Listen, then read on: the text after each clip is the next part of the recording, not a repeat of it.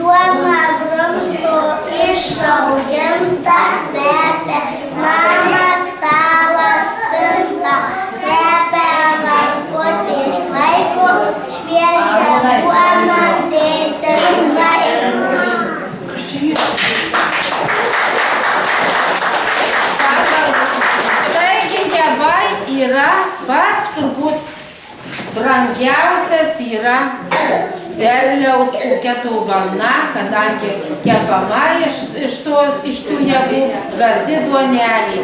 Nuo papročius, nuo senovės duona vaikučiai riekdavo. Šeimos galva pats vyriausias. Tai mes taip galvojame, kad mes irgi turime vyriausią ir tokią mūsų šeimininkę vyriausią Aldutę. Prašome,